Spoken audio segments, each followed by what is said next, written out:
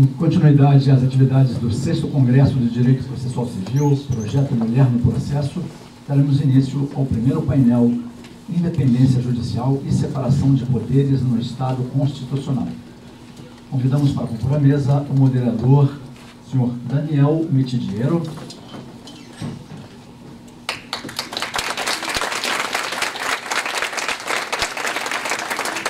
Doutor Daniel Mitidiero é doutor em pós-doutorado em Direito, professor da Universidade Federal do Rio Grande do Sul e advogado.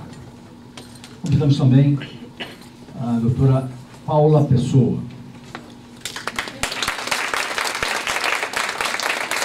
Paula é doutora em Direito, professora da Universidade de Brasília e da Universidade Católica e professora visitante do Instituto Max Planck.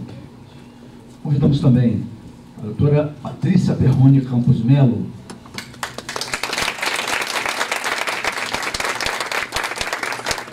A doutora Patrícia é doutora em Direito, professora do UniCeub e procuradora no Estado. Convidamos também a doutora Ana Caroline Caputo.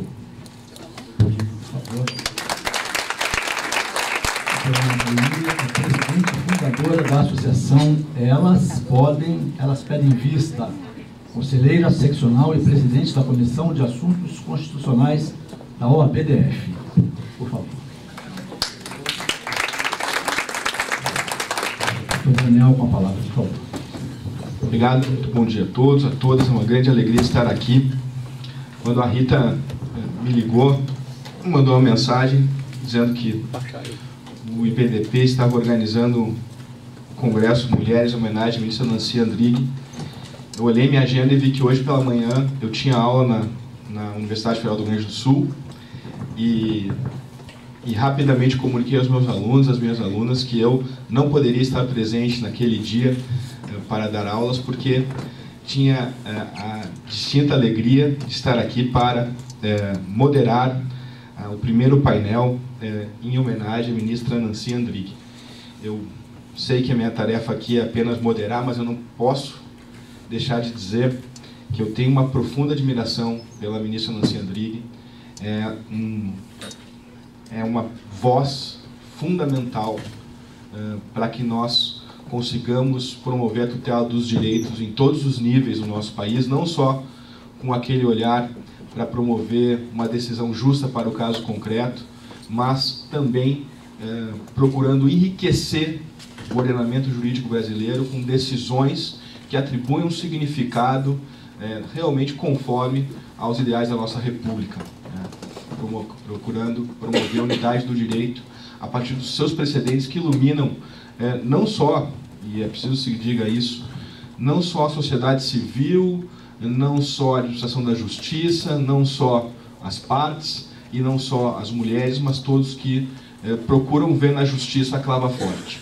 Então, eu gostaria de dizer, ministra Nancy, que não só a sua sensibilidade, mas a sua altivez, o seu talento e a maneira firme, porém carinhosa, que Vossa Excelência conduz a sua vida pública é motivo de grande orgulho, não só para as mulheres, mas também para nós, que podemos privar do seu convívio, das suas lições na nossa Corte Suprema de Direito Federal. Me associando, então, às homenagens do BDP, eu lembro aqui da Rogéria, que está representando nosso presidente Paulo Kohn, nossa diretora lá no Instituto Brasileiro de Direito Processual. Quero, na pessoa da Rita, agradecer a toda a dedicação do nosso Instituto para a promoção deste ponto fundamental, que é a ideia de equal foot. Eu acho que o Projeto Mulheres tem esse talento de perceber que nós estamos criando oportunidades para dar visibilidade, porque é a partir daí que os talentos se desenvolvem e aparecem como talentos fundamentais para a construção do nosso direito. Quero também cumprimentar a organização local, a Paulinha, a Dani, o Osmar, o Mouta, a Stefânia, todos que estão envolvidos nesta tarefa. Me cabe aqui, então, moderar o debate de hoje, independência judicial e separação de poderes do Estado Constitucional. Nós teremos cada uma das apresentações de 15 minutos. Nós vamos iniciar com a professora Patrícia Perrone, depois iremos para a Carol Caputo e vamos encerrar com a Paula Pessoa. A Patrícia Perrone Campos Melo é doutora pela Universidade do Estado do Rio de Janeiro, professora do Programa de Mestrado e Doutorado do UniCeub, procurador do Estado do Rio de Janeiro e hoje é assessora no Supremo Tribunal Federal. Não está aqui, mas eu me permito acrescentar, a professora Patrícia é autora de uma monografia fundamental, de uma tese fundamental sobre um tema que hoje está na ordem do dia, que é o tema do precedente, e que já em 2008, há 11 anos, ela procurava dedicar sua atenção aos precedentes na ordem constitucional. Um livro que, diga-se de passagem, eu utilizei bastante e gostei muito para os meus estudos. O tema da professora Patrícia é o diálogo entre o Supremo Tribunal Federal e os demais poderes. Tem a palavra, Patrícia. Obrigada, professor. Em primeiro lugar, bom dia a todos. Gostaria de agradecer a presença de todo mundo que está aqui. Gostaria de dizer que é uma honra para mim compor a mesa junto com a professora Ana Carolina Caputo, junto com a professora Paula Pessoa, que são, além de serem minhas colegas e além de eu ter enorme admiração por elas, são minhas amigas, portanto eu me sinto em casa, e de ter a mediação do professor Daniel Mitidiero. Gostaria de dizer também que é uma alegria ver iniciativas como essa, do projeto Mulheres no Processo, e que é uma alegria também poder participar de um evento que homenageia a ministra Nancy Andrighi, por inúmeras razões, não apenas pela grande contribuição que ela tem dado à proteção de direitos no país, mas sobretudo pelo que ela representa em termos de modelo para todas nós mulheres que estamos iniciando e começando a construir a nossa trajetória. Portanto, muito obrigada por essa oportunidade de estar aqui. O tema do nosso painel é independência judicial e separação de poderes, e eu escolhi, como tema da minha palestra, falar sobre o diálogo entre o Supremo Tribunal Federal e os demais poderes. Justamente porque, se por um lado a gente tem um conjunto de normas que tratam de separação de poderes, por outro lado é inevitável reconhecer que a separação de poderes não é absoluta e que, portanto, a definição do direito, no final, acaba sendo produto da interação entre os poderes. É justamente com essa ótica que eu dividi a minha palestra em 4 partes. A primeira parte, abordar rapidamente a ideia de separação de poderes e de independência dos poderes, independência judicial. Na segunda parte, eu queria falar da ideia da teoria dos diálogos institucionais, que é uma das consequências do sistema de freios e contrapesos que a gente tem na Constituição. Na terceira parte, eu queria falar do comportamento judicial estratégico, que é uma segunda consequência do sistema de freios e contrapesos que a gente tem na Constituição. E queria encerrar com a demonstração de que essas duas ideias podem ser bastante pertinentes para a gente compreender os limites com que atuam, sobretudo os tribunais superiores, no momento atual. Bom, então, primeira parte, separação de poderes. Quando a gente fala de separação de poderes, na verdade a gente está falando da especialização funcional dos poderes. E, portanto, dessa ideia de atribuir principalmente ao Poder Legislativo a tarefa de legislar, ao Poder Executivo a tarefa de governar e de administrar, e ao Poder Judiciário a tarefa de julgar. Principalmente porque cada qual desses poderes vai exercer uma série de outras atribuições.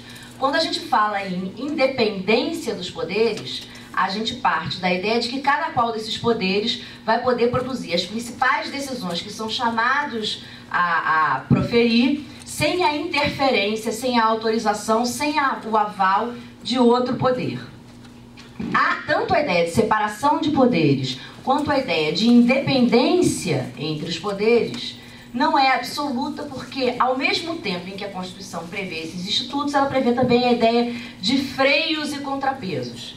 E, portanto, a possibilidade de, em alguma medida, cada poder controlar o exercício de poder do outro poder da República. Então, por exemplo, o Executivo pode vetar projetos de leis que foram aprovados pelo Legislativo, o Legislativo pode suspender o exercício da função regulamentar do Poder Executivo, que, na visão do Legislativo, extrapola desse poder regulamentar. Ambos os poderes podem ter os seus atos declarados inconstitucionais pelo Judiciário, e o Judiciário, por sua vez, depende do Executivo para ter suas decisões cumpridas quando há resistência, porque não tem acesso à força, depende do Poder Legislativo para ter o seu orçamento aprovado, e, portanto, existe, em alguma medida, e por conta do sistema de freios e contrapesos, uma possibilidade, sim, de um poder interferir sobre o outro. Justamente por causa dessa ideia de freios e de contrapesos, a gente trabalha com dois institutos, que são dois institutos que deixam em evidência essa influência que, a despeito da separação de poderes e a despeito da independência entre os poderes, torna claro que é possível a um poder exercer pressão e influenciar a decisão de outro poder. Esses dois institutos são a teoria dos diálogos institucionais e estudos empíricos que foram desenvolvidos, sobretudo pela literatura norte-americana, e que tratam da ideia de comportamento judicial estratégico. Então, em primeiro lugar, e já partindo para a segunda parte da palestra, o que é a teoria dos diálogos institucionais? A gente aprende na faculdade, a gente trabalha com a ideia de que existe uma supremacia judicial e de que o judiciário dá a última palavra sobre as diversas questões que lhe são submetidas e o Supremo Tribunal Federal dá a última palavra sobre o significado da Constituição. E o que a teoria dos diálogos institucionais vem mostrar é que, na verdade, o Supremo Tribunal Federal só dá a última palavra a cada rodada desse jogo. O que isso significa? Se um determinado ato é submetido ao Supremo Tribunal Federal, o Supremo vai falar se aquele ato é constitucional ou inconstitucional, a decisão vai transitar em julgado, mas não necessariamente essa discussão vai acabar aí. Porque o legislador pode reeditar uma norma idêntica, porque o legislador pode não se conformar com a decisão do Supremo Tribunal Federal e, por exemplo, produzir uma emenda constitucional mitigadora que eventualmente vai ter a sua constitucionalidade questionada e que eventualmente vai fazer com que o Supremo volte a se manifestar sobre essa matéria. Então, para a teoria dos diálogos institucionais, na verdade, a ideia de última palavra é uma ideia que só se confirma se a gente pensar em última palavra a cada rodada e, de fato, essa teoria encontra inúmeros exemplos concretos na nossa própria experiência constitucional. Então, eu vou dar 3 exemplos. Há algum tempo atrás, o Supremo Tribunal Federal foi chamado a apreciar a constitucionalidade da criação de uma série de municípios sem que essa criação observasse determinadas normas que deveriam ter sido produzidas pelo legislador e que não foram produzidas acerca dos critérios a serem observados na criação de municípios. O Supremo reconheceu a mora do legislador em dispor sobre os critérios de criação de municípios, por um lado, e, por consequência, como a lei necessária para estabelecer os critérios para a criação de municípios ainda não havia sido editada, entendeu que todas as criações desses municípios eram ilegítimas à luz da Constituição. Então, ele estabeleceu um prazo para que o legislador legislasse, reconheceu a omissão inconstitucional e declarou a inconstitucionalidade da criação de todos aqueles municípios. Postergou a decisão no tempo para dar tempo ao Congresso para 1. Expedir a norma faltante e 2. Para todos os municípios que foram criados, para que eles pudessem ser ratificados, ter a sua criação ratificada à luz da normativa produzida pelo Congresso. Essa foi a decisão do Supremo. Ele deu a última palavra nessa rodada. Como reagiu o Legislativo? Não produziu a norma que estava faltando para regulamentar a criação de novos municípios. E sim, produziu uma emenda constitucional superadora da decisão do Supremo, ratificando a criação daqueles municípios, tal como ela havia ocorrido. Primeiro caso. Segundo caso, caso do aviso prévio proporcional ao tempo de serviço.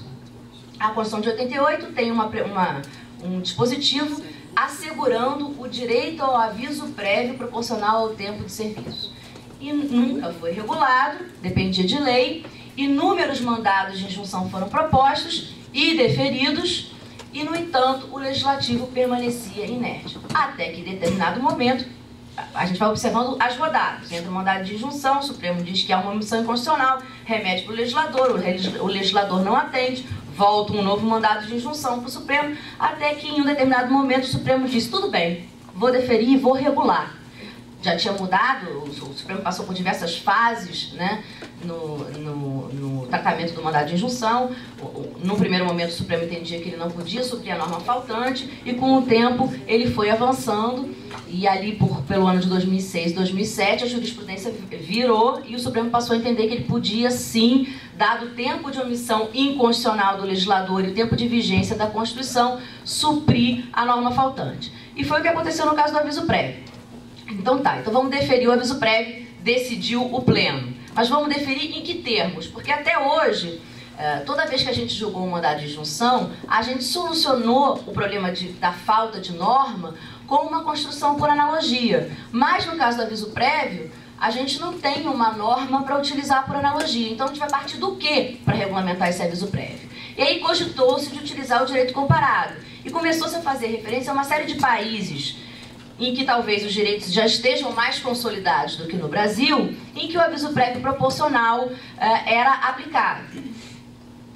Não se chegou a uma conclusão, suspendeu-se a sessão com o objetivo de que cada ministro retornasse ao seu gabinete, estudasse a matéria e voltasse com propostas, e aí sim o julgamento fosse retomado para definir a regulamentação do aviso prévio proporcional ao tempo de serviço. Muito bem, uma mora que havia persistido durante 20 anos no Congresso Nacional, foi superada pelo Congresso em 4 meses.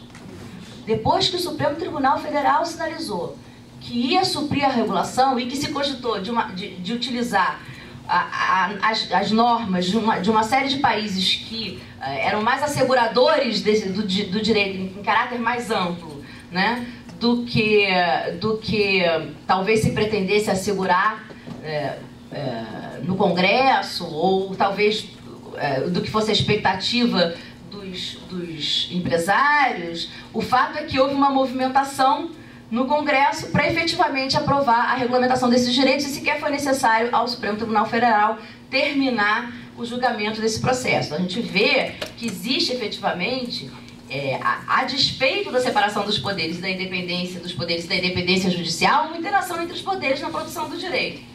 E um terceiro exemplo é o exemplo da vaquejada, esse mais recente, em que se submeteu à constitucionalidade de uma determinada lei que regulava a vaquejada ao Supremo Tribunal Federal. O Supremo disse que a lei era inconstitucional porque em alguma medida autorizava o tratamento cruel aos animais, e o Congresso Nacional produziu uma emenda constitucional superadora, prevendo a possibilidade da vaquejada, desde que observadas determinadas condições, porque seria uma prática relacionada à proteção ao direito cultural.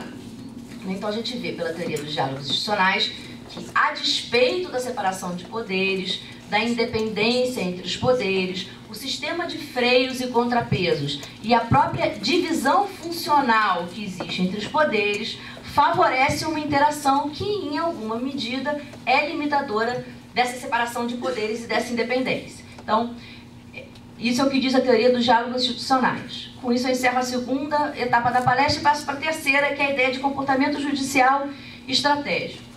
O que diz a teoria do comportamento judicial estratégico? Diz que, em situações em que a prevalência do entendimento judicial depende reconhecidamente da aceitação por outros agentes que lhe são externos, o Poder Judiciário tende, em alguma medida, a avaliar como se comportarão esses agentes para tomar as suas decisões. A ideia de comportamento judicial parte de duas teorias: teoria das escolhas racionais e teoria dos jogos. A teoria das escolhas racionais diz: todo agente age de forma a alcançar aquele benefício que ele considera o seu maior benefício. No caso do juiz, no caso do Poder Judiciário, é poder influenciar o desenvolvimento do direito naquele que ele considera, na direção que ele considera a direção mais adequada. E, portanto, cada juiz e cada tribunal age dessa forma.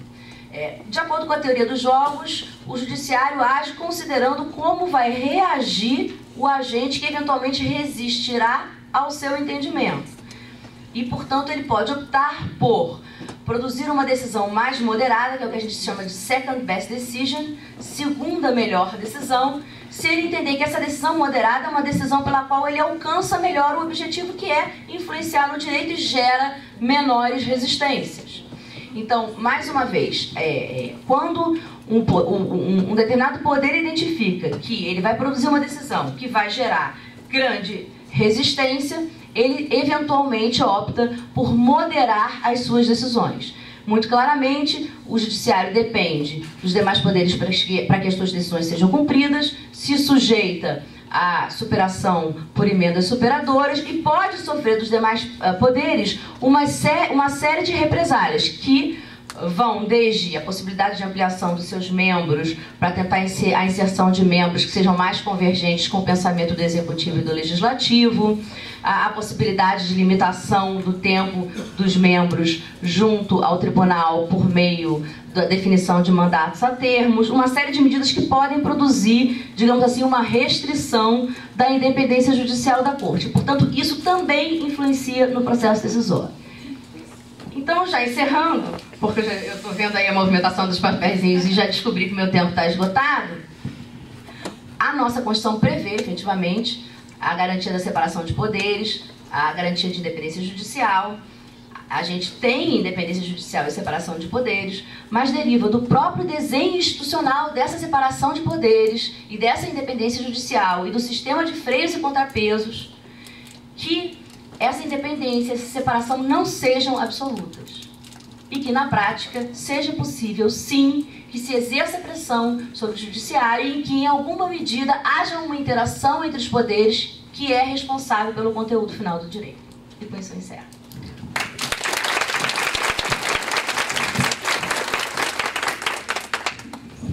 Quero agradecer a brilhante exposição da professora Patrícia, rigorosamente dentro do tempo, é preciso dizer, porque 1 minuto de tolerância é 1 minuto de tolerância, né? Desde logo eu vou passar a palavra para a Carol Caputo, que é aluna especial do mestrado da Federal da Bahia, disciplina do professor Fred. Ela é em Direito Empresarial pela FGV, bacharel em Direito pelo UniCeub, sócia do escritório Caputo, Bastos e Fruet, presidente e fundadora da Associação Elas Pedem Vista, e conselheira seccional e presidente da Comissão de Assuntos Constitucionais, OAB-DF, nesse período que nós nos encontramos. O tema da professora Carol Caputo é o processo constitucional como garantia da harmonia e independência entre os poderes. Palavra é sua, professor. Muito obrigada, professor. Queria também começar agradecendo imensamente todos os organizadores. É um evento inacreditável para as mulheres, porque dá a elas essa possibilidade de exporem o seu trabalho. Não raras vezes nós vemos que as mulheres ou moderam ou são apenas uma numa mesa de 5, enfim, 4 outros palestrantes. Então a ideia de vocês darem essa visibilidade mostra quantas mulheres produzem no processo civil, quantas têm trabalhos significativos. Então eu agradeço imensamente a organização, é uma honra muito grande estar aqui. Mas queria agradecer em especial a Rita, o Danilo e a Paula, que são pessoas que fizeram esse convite com muito carinho e, de novo, é uma grande honra estar aqui. E também quero fazer esse registro de ser um seminário, né, em homenagem à ministra Nancy, porque o meu saudoso avô, Maurício, até me emocionou um pouco, dizia que ele teve 9 filhos e ele dizia que ele tinha a 10ª, que era a ministra Nancy, porque era uma pessoa realmente muito especial. Então, eu me emocionei muito com a fala do Danilo, me emocionei muito também com a fala da ministra. Então é uma honra em particular estar aqui hoje. Eu vou falar rapidamente sobre 2 exemplos práticos, porque a minha vida acadêmica ela começou recente, mas eu já trabalho com o Supremo não por mérito, mas por sorte das circunstâncias da minha vida, desde o meu 2º semestre da faculdade. Então eu conheço um pouco o tribunal. E busquei, então, que da minha experiência eu poderia trazer aqui em termos de reflexão. E 2 casos concretos, eu acho que ilustram bem exatamente o que a Patrícia estava dizendo. Como que esse controle, né, de independência e harmonia entre os poderes acaba funcionando na prática. O primeiro deles, então, que eu gostaria de fazer uma reflexão em voz alta com vocês, diz respeito às medidas provisórias. Porque as medidas provisórias são uma exceção, né, por meio da qual o presidente da República pode inovar a ordem jurídica, mas durante um determinado tempo ela fica submetida então a esse controle do Congresso Nacional, que é quem de fato deve dizer as leis. E até a emenda constitucional 32, as medidas provisórias elas eram constantemente reeditadas e simplesmente viravam Frankenstein jurídicos.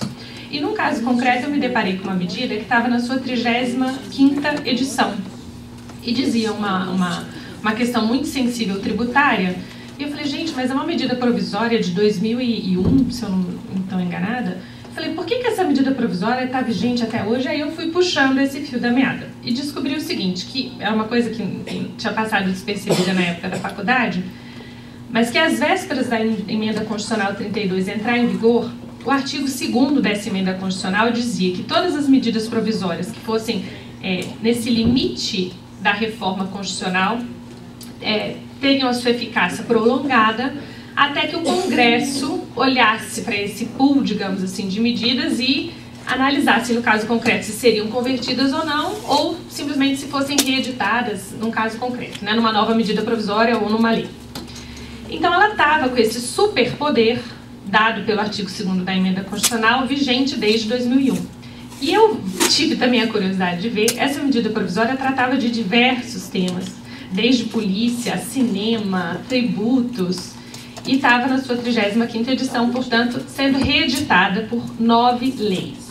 Então, era uma coisa esquisitíssima de explicar, por exemplo, para um estrangeiro ou para alguém leigo, como é que uma medida provisória vigia tanto tempo e de reeditada, alterada por leis, sendo que ela era uma medida provisória. Pois muito bem, o Supremo Tribunal foi chamado, então, para dizer sobre esses casos. Olha, medidas provisórias vigentes há tanto tempo, quer dizer, elas estavam sendo editadas por leis do Congresso Nacional, que era quem deveria ter, digamos assim, analisado isso, e a gente apurou também o seguinte, o Congresso disse, eu não vou olhar essas medidas provisórias, porque eram tantas, que ele disse assim, eu não tenho interesse em, digamos assim, mexer nesse vespeiro, porque como eu disse, também eram medidas provisórias que tratavam de A a Z. Então era um caso em que o Executivo tinha, numa exceção, feito um trabalho que era do Congresso, o Congresso se esquivou, digamos assim, de olhar essa situação dessas tantas medidas provisórias e dessa em especial, e então o Supremo teria que, de alguma maneira, analisar essa questão. E analisava sob qual perspectiva? Poderia uma medida provisória, então, ter esse vigor tão grande, digamos assim, sendo que na nova ótica constitucional, nenhuma medida provisória poderia viger por mais de 60 dias, prorrogáveis uma única vez por mais 60 dias? Então seria uma aberração, literalmente. E mais, as medidas provisórias hoje, elas têm que atender 2 requisitos, de urgência e relevância. Mas o Supremo também poderia julgar, no caso concreto, o que era relevante ou o que era urgente. E o Supremo então disse, nós só poderemos, dentro de um sistema de independência, harmonia entre os poderes, analisar em casos excepcionalíssimos em que essas questões ou urgentes ou relevantes gritassem aos olhos. Então é um caso muito interessante em que, transbordando um poder do outro, o Supremo foi chamado e acabou se esquivando, isso que eu achei interessante trazer para a nossa reflexão, de revogar essa medida provisória, dizer a inconstitucionalidade dessa medida provisória num caso concreto. Então é um exemplo de um Frankenstein, é um exemplo de transbordo e de não reparo, por incrível que pareça, pelo Supremo Tribunal Federal, que muitas vezes é criticado, né, por atravessar esse sinal, né? Nós temos casos que o Legislativo, por exemplo, também foi omisso, né? E aí eu citaria aqui rapidamente a questão do aborto, a questão da união homoafetiva, a questão de pesquisas com células-troncos. São omissões do Congresso Nacional que acabou que o Supremo teve que garantir os direitos na prática, e também foi visto com uma certa crítica por ser um legislador positivo, isso não é papel do Supremo. E há também uma reflexão. Quando o Legislativo não legisla, é uma forma de você não legislar, de você legislar. A omissão é uma forma de legislar. Então eu queria trazer esse exemplo das medidas provisórias porque me pareceu muito curioso. Mas há um outro que talvez a gente, por não estar também tão próximo do nosso dia a dia, nós não percebemos com tanta clareza, que é a questão dos tratados. Os tratados também é um caso típico em que os 3 poderes podem, digamos assim, ter essa interação e digamos, entrar um pouco na seara do outro, e como é que isso fica. Porque cabe ao presidente da República, então, contratar, em nome da da República Federativa do Brasil, ele faz os acordos internacionais, enfim, por meio do Itamaraty, participa de todas as negociações e traz a norma. Ao Congresso tem a competência de, em casos em que traga alguma gravidade, enfim, alguma questão mais sensível, o Congresso tem que trazer, então, de fato, essa norma internacional para dentro do ordenamento jurídico. E em casos de inconstitucionalidade, o Supremo é chamado para também analisar a norma. E aqui eu queria dizer que o Supremo não deveria dar a palavra final. Também é uma reflexão que eu queria trazer do nosso sistema constitucional e, enfim, por meio do processo, que são as ADIs, por omissão, enfim, ADI pela inconstitucionalidade em si, eu acho que o Supremo não deveria ser, nestes casos, quem diz a palavra final e quem faz esse controle dos excessos. Porque, veja bem, se o presidente da República contratou por entender que aquilo era benéfico ao país, se o Congresso aceitou como não sendo algo ruim e que deveria, sim, de fato, ser respeitado, se o Supremo entender que aquilo era inconstitucional, você trai a confiança desses dois poderes, que tinham a competência precípua de dizer o que seria melhor para o nosso país, e frustra também uma segurança jurídica, a posição do Brasil perante outros players internacionais. Então eu também fico um pouco incomodada com esse sistema de pesos e análise da atuação tanto do Congresso quanto do presidente da República, porque há um processo também que nós atuamos em que depois de 15 anos da norma internacional estar em vigor, o Supremo quer discutir se aquilo é ou não constitucional. E como ficam as relações constituídas, como fica a imagem do Brasil perante os outros países.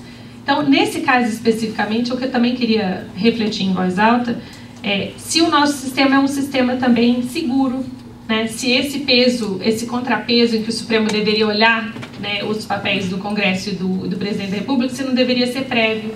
E aí nós precisaríamos, por óbvio, de uma reforma constitucional, mas é também uma situação em que os três interagem de uma maneira também muito interessante. E aí, falando desses processos, então, em que o Supremo pode, como na medida provisória ou como nos tratados, interferir nos excessos ou na omissão dos outros dois poderes, nós temos o mandado de injunção, que eu queria também destacar, que tem sido muito pouco usado. Eu tive o cuidado de procurar no Supremo também, enquanto nós temos ainda, são muito poucos ainda. As ADIs por omissão também não são usadas com a devida importância, né? Eu acho que é um instrumento que poderia também suprir outras omissões que ainda são tantas na Constituição. E também aqui destaco um outro tema que eu acho importante, a questão da licença parental não, da licença de paternidade. Até hoje, vige um dispositivo da DCT, né, do Acordo de Disposições Transitórias, né, que até que seja editada uma lei, são 5 dias de licença paternidade. Poxa vida, desde 88 não se quis editar uma lei sobre licença de paternidade, mas é isso. Enquanto o Congresso não tem consenso, não legislar é uma forma de legislar, mas por que também até hoje ninguém provocou o Supremo em relação a isso? Foi outra curiosidade que eu quis trazer sobre esse nosso sistema. Enfim, era basicamente isso que eu queria dizer. Houve casos também, talvez eu tenha esquecido de mencionar, que são interessantes para a nossa reflexão, que não vou fazer uma crítica também ao que diz o Supremo, mas a questão de interferência, por exemplo, nos regimentos internos da Câmara e do Senado. Foi muito polêmico, recentemente provocaram também o Supremo para dizer se era algo interna corporis do Congresso ou se deveria ser algo em que o Supremo deveria entrar ou não. A questão dos registros dos transexuais também foi um caso recente, em que, por uma mora, o Supremo também teve que dizer sobre o direito dessas pessoas alterarem ou não o registro civil. Então, são inúmeros casos em que o Supremo é chamado a se pronunciar sobre esse excesso ou sobre essa omissão. Mas eu acho que os dois mais significativos eram esses, tanto a da questão da medida provisória, tanto quanto a questão dos tratados. São dois exemplos emblemáticos e que eu gostaria de trazer de maneira que nós pudéssemos também refletir em voz alta, amadurecer um pouco mais alguma crítica ou, enfim, alguma sugestão, porque nós, de alguma maneira, somos quem atuamos aqui em Brasília e somos quem também acompanhamos esses julgamentos e podemos, através dos nossos trabalhos acadêmicos, dar os nossos palpites. Então era isso, eu agradeço imensamente, professor, mais uma vez, ministra Nancy, todo o nosso carinho, toda a nossa admiração, Rita e Danilo, muito obrigada, Paulinho, muito obrigada.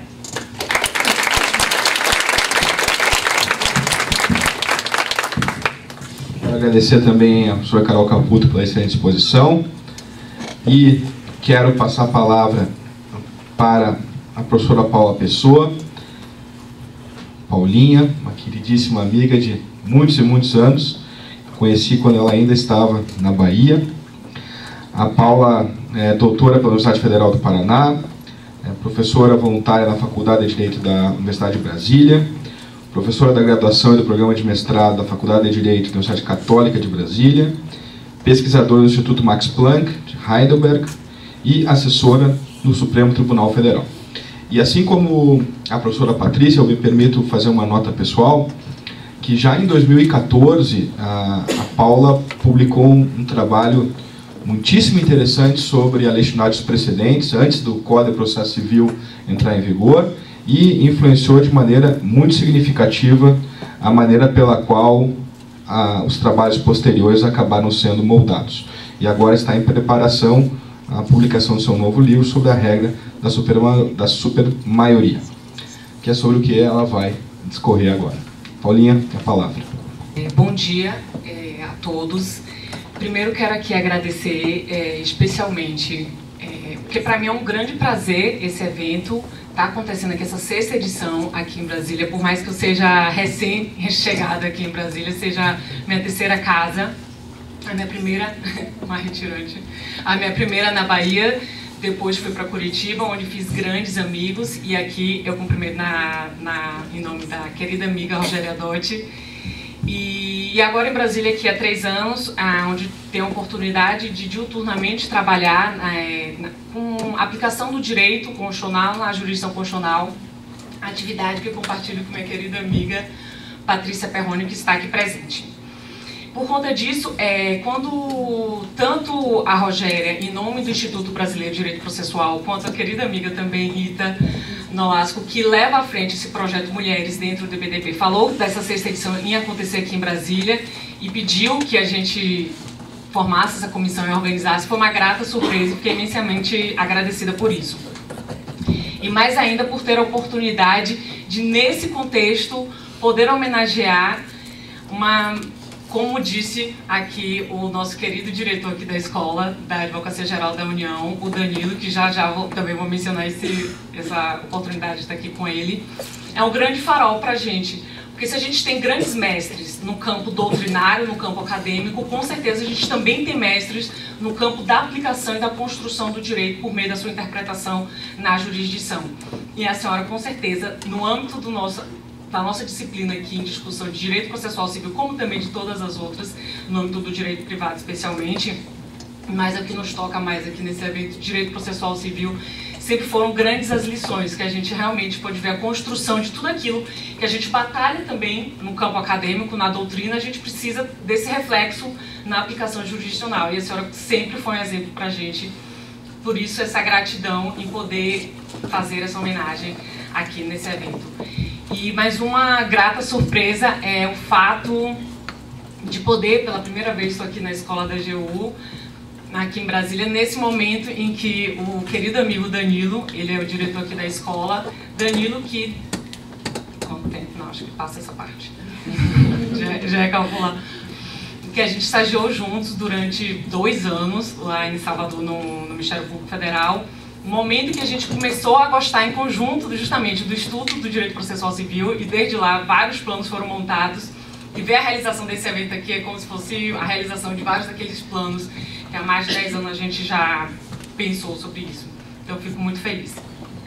Bem, com relação... Agora que vai começar meu tempo. Com relação aos agradecimentos a gente tira. Senão, 5 minutos, 3 minutos, acabou. Não, o tema que eu quero propor aqui, dentro da temática do painel, que é a independência e separação de poderes, dialoga muito com o que já foi proposto aqui, com o que foi proposto pela Patrícia e pela querida amiga Carol. E não posso deixar também, nossa, de falar da minha gratidão em estar aqui compartilhando essa mesa. Já olhou assim, um querido amigo e professor Daniel Mitidiero, que realmente, agora que eu lembrei que a gente se conheceu lá na Bahia e desde então faz parte, é um desses faróis, meu grande mestre, que compartilha lá com a Universidade Federal do Paraná, já que são co-irmãs, a UFS da Federal do Paraná, desse projeto de pensar a administração da justiça civil a partir de premissas teóricas muito bem definidas e marcadas, em que inclusive estará aqui presente, né, nessa apresentação, nessa proposta que eu quero colocar aqui para discussão. E fico muito feliz da gente dividir essa mesa, acho que é a primeira vez, então eu fico muito feliz, como diz, dessa consolidação aqui, por isso é um momento de várias consolidações. O ponto que eu quero colocar especificamente, né, é um ponto bem específico para a gente discutir, e na verdade é uma proposta dentro desse grande tema de independência e separação de poderes, que é da gente pensar nas regras decisórias, ou seja, protocolos de votação que são tomados para os contextos colegiados. Se a gente decide por maioria, se a gente decide por supermaioria, se a gente decide por unanimidade, não é à toa. A escolha dessas regras traz para a gente justificações que a gente pouco medita. Às vezes a gente tem regras por maioria. Por que por maioria? A gente adota, na maioria dos contextos decisórios coletivos, principalmente no legislativo, que é a Assembleia por excelência, que a gente tem quando a gente pensa em colegiados, que é a Assembleia Política, a gente adota a regra majoritária, e daí muito está associado com essa questão de democrática, como uma questão de democracia. A maioria, se você está num conjunto de pessoas que tem que estar no processo decisório e tem que decidir, a maioria, por uma questão de igualdade e liberdade dos decisores, é a regra tomada como um protocolo de votação, a regra escolhida e justificada para tanto. Mas a gente tem outras regras no sistema e a gente pouco medita. Por que a gente adota em alguns outros contextos, por exemplo, uma regra supermajoritária ou de maioria qualificada que a gente pode colocar? E a partir desse problema, eu quero alocar essa discussão nesse contexto da independência do Poder Judiciário de uma forma geral e aqui bem específica do Supremo Tribunal Federal, discutir a proposta de pensar a questão da tomada de decisão pelo Senado Federal quando da nomeação de ministros que compõem, no nosso caso, o Supremo Tribunal Federal, como ministros que compõem os juízes postos constitucionais na ordem comparada de uma forma mais ampla, a questão da regra por supermaioria, ou seja, de maioria qualificada. A gente tem hoje, na nossa Constituição, no artigo 101, parágrafo único, a disciplina de que o Senado, ao nomear, ao indicar os ministros, a gente adota que o Senado tem que decidir isso por uma maioria absoluta. E a gente não se pergunta muito por que isso, e será que a gente não pode pensar? Porque, claro, como já foi aqui debatido, a gente tem vários problemas, ou seja, várias questões que envolvem a disciplina de separação de poderes e independência judicial. E tudo que a gente quer, tudo que a gente pensa, são propostas para a gente promover esse nível de diálogo entre os poderes, respeitando sempre a independência. Mas aí aqui, antes de propor essa ideia da gente pensar nessa maioria qualificada como regra decisória para o Senado, quando da nomeação de ministros que compõem o Supremo Tribunal Federal, eu tenho duas premissas a esclarecer. Uma premissa que está, digamos assim, ligada a essa questão da independência judicial, é de que eu tomo uma premissa de que as Supremas Cortes hoje, e aqui a gente fala especificamente do Supremo Tribunal Federal, mas isso vale para o Superior Tribunal de Justiça, dentro da ideia de separação de poderes, ela não tem um papel meramente descritivo de aplicação do direito de resolução de conflitos individuais. Esse é um dos papéis. A gente tem um segundo papel, que é justamente o papel de interpretação de aplicação do direito, de densificação das regras jurídicas por meio da criação do direito, que aqui a gente pode colocar de uma forma melhor como reconstrução do direito. Isso traz um encargo muito maior para as Cortes Supremas, porque deixa de lado aquele perfil para dizer, não, a gente não está muito preocupado com a atuação de como controlar os tribunais superiores, as Cortes Supremas, porque o único papel dele é o papel, ele está vinculado à legislação, e a legislação já tem como conter as arbitrariedades que, porventura, o Poder Judiciário ele possa atuar. Dizer, não, tem poderes que foram dados pela Constituição, pela leitura e agora com o sistema de precedência que será discutido no próximo painel, tal como desenhado, a gente não pode negar essa premissa, tem que partir dessa premissa. E partir dessa premissa para a gente pensar em propostas de como realmente consolidar ou aperfeiçoar esse sistema de diálogo na separação entre os poderes. E daí aqui eu acho que vai até no contraponto do que a Patrícia falou, da ideia de que não, quando se pensa em mandato ou em formas de de como se dá essa nomeação de juízes para a Suprema Corte, para o Supremo Tribunal Federal, a gente está pensando, de alguma forma, em limitar a atuação deles. A gente está querendo interferir. Talvez não. Talvez a gente possa, sinceramente, pensar sobre isso como formas de realmente aprimorar a qualidade decisória de todas as decisões que são tomadas no espaço de uma democracia constitucional, de um Estado constitucional. E daí, por que eu entendo que a gente pode pensar nessa questão e qual a interferência que uma regra de maioria qualificada para o Senado ela traria para o nosso sistema, principalmente com relação à nomeação dos ministros do Supremo Tribunal Federal. Aí vem a segunda premissa. E para desenvolver isso eu vou trazer 3 argumentos. Um argumento de natureza normativa, um argumento de natureza histórica e um argumento que a gente pode colocar aqui a partir da metodologia do direito comparado. O primeiro argumento de natureza normativa é que a gente tem que pensar que a nossa Constituição, o constitucionalismo de uma forma geral, ele é comprometido com o supermajoritarismo, ou seja, com uma regra supermajoritária. E claro que aqui não dá para tecer todas as considerações, e o que eu posso trazer de imediato para ilustrar esse compromisso supermajoritário do constitucionalismo que a gente tem, é a questão da própria função contra-majoritária que ele assume no sentido de tutela dos direitos fundamentais frente ao papel de controle de validade do poder democrático do legislativo.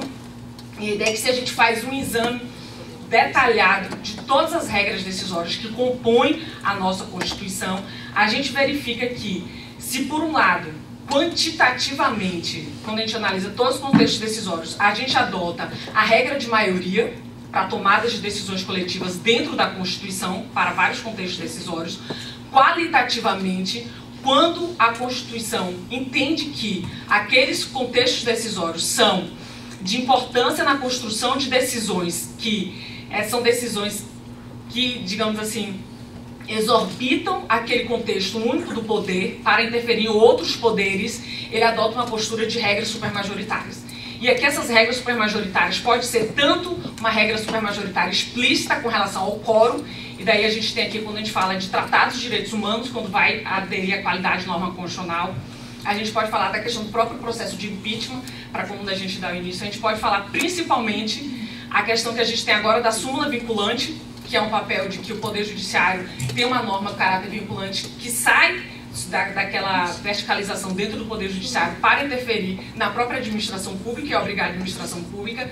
Vejo que todos os contextos em que a decisão ela tem que ser qualificada por um consenso maior na conversa entre os poderes, é adotada uma regra de maioria qualificada.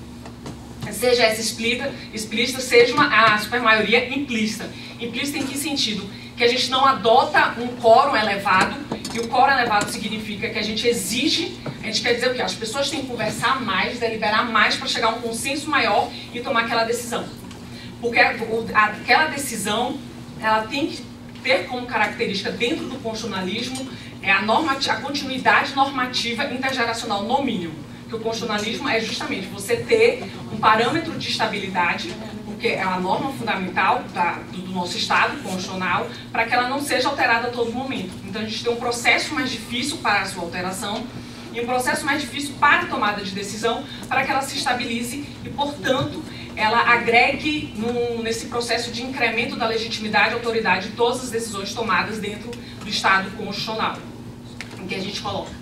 E daí aqui tem um ponto específico da questão da supermaioria implícita, que é a adoção do bicameralismo.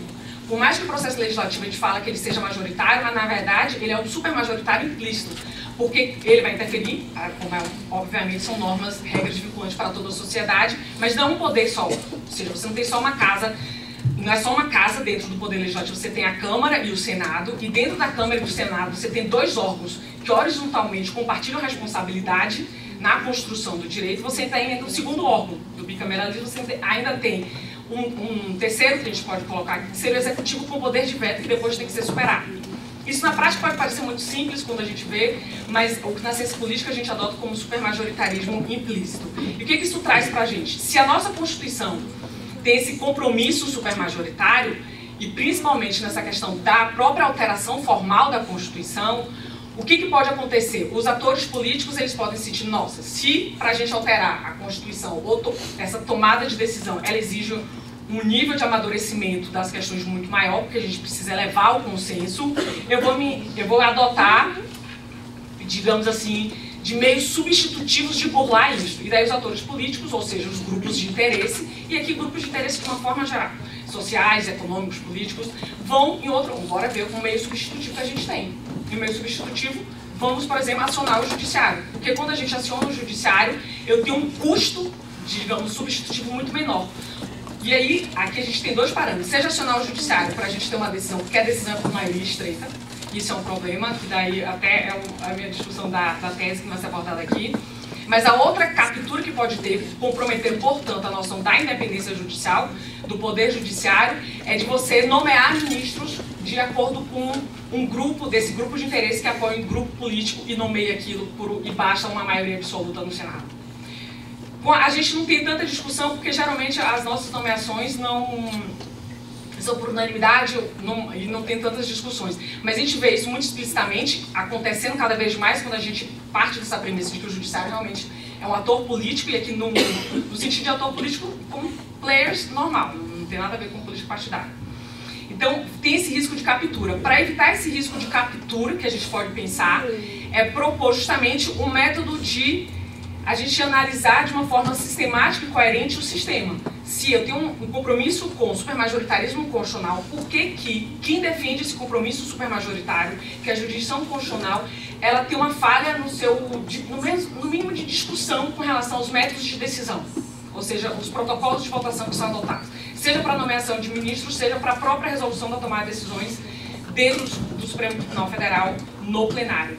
Isso é ruim porque passa uma sensação de ausência de legitimidade. E as cortes constitucionais hoje, claro que ela tem autoridade e normatividade, mas elas atuam muito mais que na construção do chamado capital imaterial que a gente tem que ter para incrementar essa legitimidade. A autoridade e, digamos, a obediência ao direito vem mais por um senso que a sociedade tem de respeito do que daquela de coação que a jurisdição constitucional tem um pouco menor.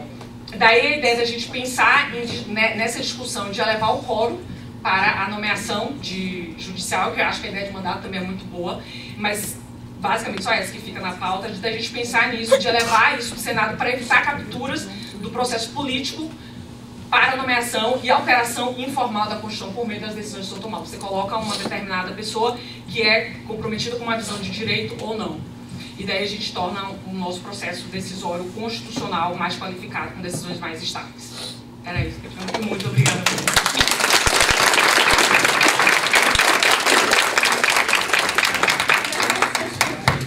Rapidinho. Bom, eu quero agradecer a brilhante exposição da Paulinha. A gente está com o tempo um pouco estrangulado aqui, mas a Patrícia me pediu para responder a Paulinha, e eu disse que em 1 minuto ela poderia responder. Patrícia.